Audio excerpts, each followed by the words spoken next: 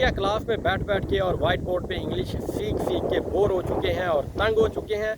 तो आए हमारे साथ आपको बागात और जंगलात की सैर करवाते हैं और साथ में आपको बताते हैं कि उसमें पेश आने वाले हालात व वाक़यात को इंग्लिश में कैसे कन्वर्ट करते हैं।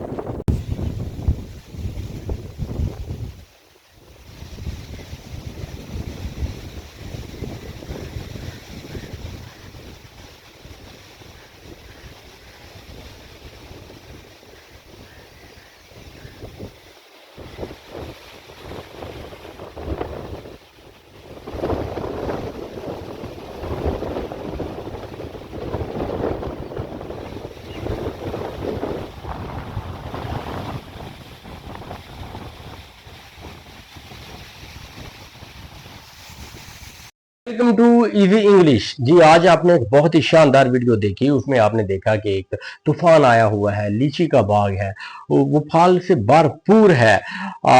हल्की फुल्की बारिश भी हो रही है, तूफान बहुत तेज है, लेकिन इसके बावजूद लीची के बाग को कुछ नहीं हुआ। ठीक है, ना ही बहुत ज्यादा फ्रूट आया हुआ और ना ही कोई दरख्त टूटा।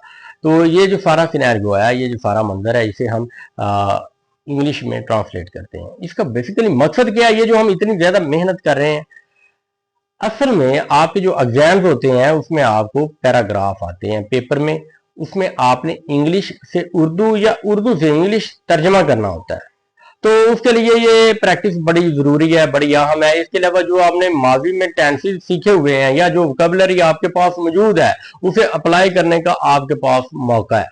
ठीक है, आप इस तरीके से उसकी प्रैक्टिस कर सकते हैं। इसके अलावा अगर कोई इंसान पाकिस्तान से या पंजाब से बाहर किसी ऐसे मुल्क में चला गया जहां पर इंग्लिश में काम किया जाता है, इंग्लिश बोली लिखी पढ़ी सुनी जाती है जी, तो वहां पे अगर उसका जो बॉस है उसको हुक्म देता है कि जी फलां जगह पे जाओ, फलां मेरे खेत को देख के वहां का क्या मंजर है, तो वहां पर वो आके इंग्लिश में ही बताएगा ना कि वहां पर क्या हुआ।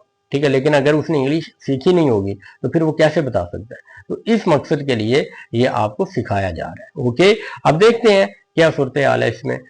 देखें जी, वीडियो में क्या था, वहां लीची का एक बाग था। ये सारी सूरत हाल जो है ना, इसे हम पास्ट में ले गए हैं। प्रेजेंट में भी रख सकते थे, लेकिन नहीं, पास्ट में आपको थोड़ी सी प्रैक्टिस करवाते हैं। वीडियो में क्या था, लीची का एक बाग था। वहां लीची का एक बाग था। देर वाज अ लीची ऑर्चर्ड। अच्छा, लीची को इंग्लिश में भी लीची ही कहते हैं। ये लीची की स्पेलिंग है LYCHEE। ओके, और ये जो फिक्रा है ना, ये सिंपल पास्ट सेंटेंस है, सादा फिक्रा है पास्ट का। ठीक है, उसमें क्या था, इसमें बहुत तेज तूफान था। A very strong storm hit it. ये स्टॉर्म है, इसे स्टॉर्म पढ़ते हैं, ये स्ट्रॉन्ग है, strong storm. A very strong storm hit it. इसमें बहुत तेज तूफान आया था। अब ये जो जुमला है इसका ताल्लुक किससे है? Past perfect tense active voice से है। ठीक है, बादल बने हुए थे और हल्की फुल्की बारिश भी हो रही थी। अब इस एक जुमले में दो टेंसेस हैं।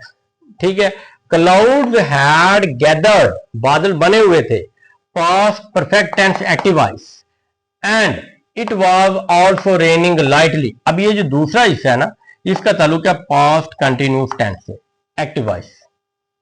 ठीक है, दूसरा हिस्सा जो है ये past continuous tense active voice से ताल्लुक रखता है। ठीक हो गया। अच्छा जी, नेक्स्ट, तूफान बहुत तेज था मगर इसके बावजूद कोई दरख्त नहीं टूटा। The storm was very severe. अब ये जो जुमला है ना, ये भी सिंपल पास्ट टेंस है, सिंपल पास्ट सेंटेंस, सादा जुमला। ठीक है, but despite it no tree was broken. मगर इसके बावजूद कोई दरख्त नहीं टूटा। ठीक है, अब ये जो जुमला है ना, नो ट्री वाज ब्रोकन, ये पास्ट इंडेफिनेट टेंस है लेकिन पैसिव वॉइस है। ठीक हो गया, तो ये सूरत हाल है। ठीक है, अब अगर आपने मजीद हमसे सीखना है, मुकम्मल ग्रामर सीखनी है, या कोई भी आपको इंग्लिश में इशू है वो आपने हमसे सीखना है, तो आप हमसे रब्ता कर सकते हैं। इनमें से किसी भी नंबर पे कॉल करें, 0304 76 51 749 या 03254105 456।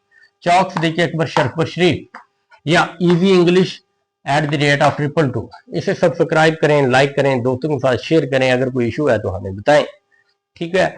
और इस तरह आपको मशवरा ये है कि आप अपने घर के इर्द गिर्द जाया करें, वहां पर मौजूद इस तरह के जो मुनाज़र है उन्हें अपने ज़हन में जगह दिया करें और पेपर के ऊपर लिखा करें और फिर उसकी प्रैक्टिस किया करें, उसे इंग्लिश में ट्रांसलेट किया करें। अगर ट्रांसलेट हम नहीं कर पाते, आपको नहीं ट्रांसलेट करना आता, आप मंजर लेके आगे घर पे लेकिन ट्रांसलेट करना नहीं आता, तो फिर हम किस मर्द की दुआएं हमारे पास तशरीफ लाएं। हम आपको बताएंगे कि इंग्लिश को कैसे इस्तेमाल करना है, कैसे सीखना है, कैसे ट्रांसलेट करना है, ठीक है। आपके सारे मसले हम चूस लेंगे। ओके, अल्लाह हाफिज।